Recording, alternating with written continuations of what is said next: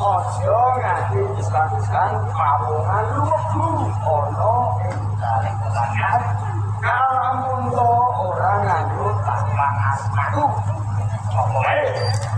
wis opo sing tanpa tambang asmatu kabeh dirugi ora bareng ate lugu